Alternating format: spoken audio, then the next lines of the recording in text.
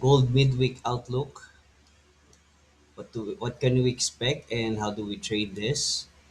Okay, so from here, H4 time frame, basically very bearish pa rin.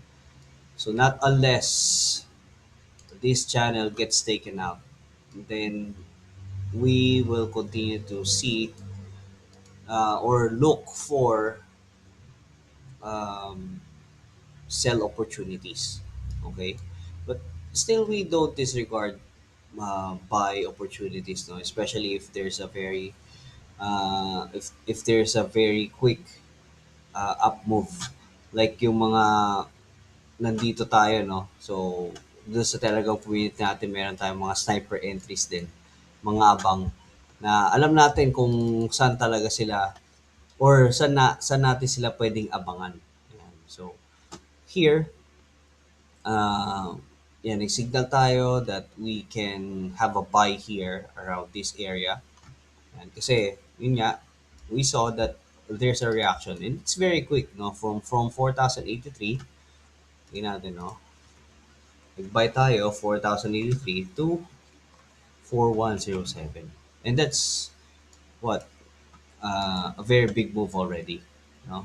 4,083 to 4,107, depending on your lot size. Right? That's a very quick entry. Um, Low risk because yun nga, malapit sa stop loss natin. And we are not expecting a continuation upwards or have a very big move upwards. No, kasi ito yung mga pwede niyang targetin. Yeah, 4,223, which is nagkaroon niya ng malaking ano dyan, reaction, and 4,377. So if gold is going to go up, then this is the time because it's in the support zone. Okay, yan. But still within a very uh, tight bearish movement. No? So if gold goes back up to 4,200, then we might want to have a sell order there. Okay, look for opportunities there. Make sure lang na syempre meron tayong mga confirmations yan. And also at the very top of the resistance, which is 4,300. Okay? So here, 4,326. So this is the resistance area for you're looking at the price action, and this is where the resistance area when we are looking at the channel. Okay? So both are very important levels. Okay. So what happens now if gold breaks here, gold breaks down below, then we will be seeing a different channel. Okay. We might see some action and we might see 3,883. Okay.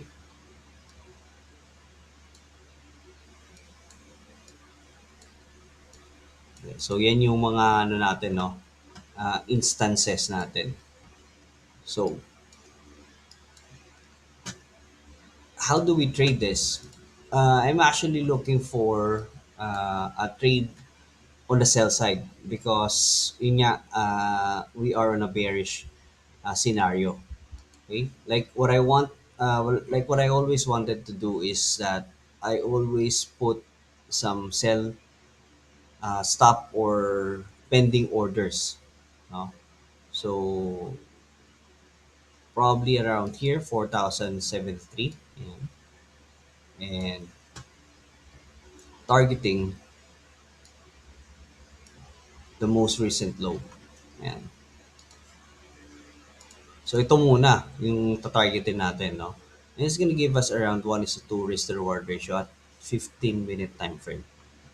Okay? And also, we might want to see at around 4142, which is we can look for a sell limit order there. Yan.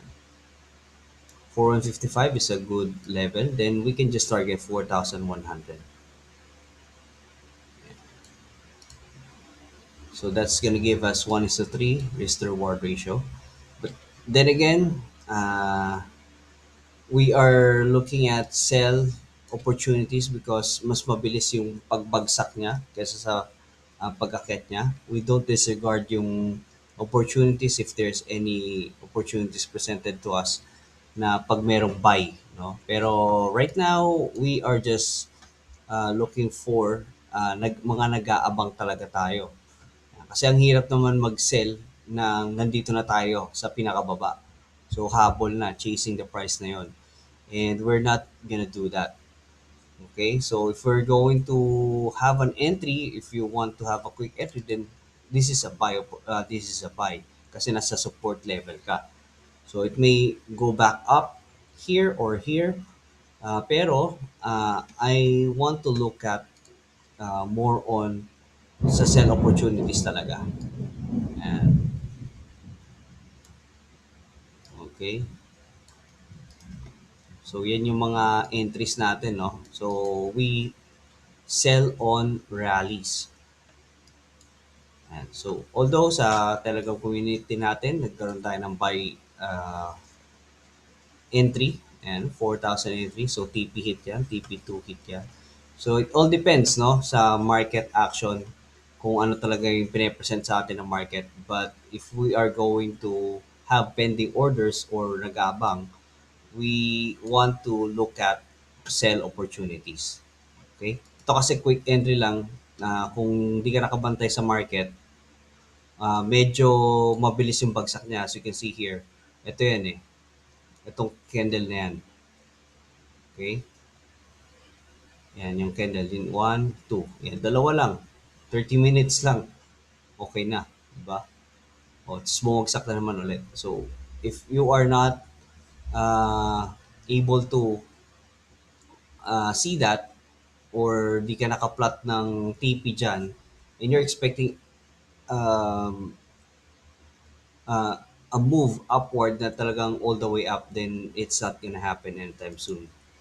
Okay? So, at least not yet. We are not disregarding buy opportunities because uh, everything can happen and it's very fast, no? So, just to put it here, I'm actually seeing a very persistent bullish divergence. Okay, what's a bullish divergence? Again, here and here, no? Price is continually going down, but the sellers are weakening, no? Like, hihina. We can also put some other, yan.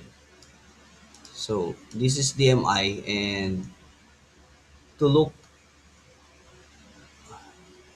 to check here, no? Tingnan natin, no? So, the ADX is the red and if the ADX is at 25, then the trend is uh, very strong, no? Starting to get stronger, okay? And if the orange is on top of the blue, that means bears are in control. Okay, ito yan. So, bears are in control. It's on top of the blue. What we want to see if we are going to look for buy opportunities is that we want to see the ADX above 25 and blue, this blue one, blue line, the plus DI on top of the negative DI. Okay, so those are the confluences. No? And also another consideration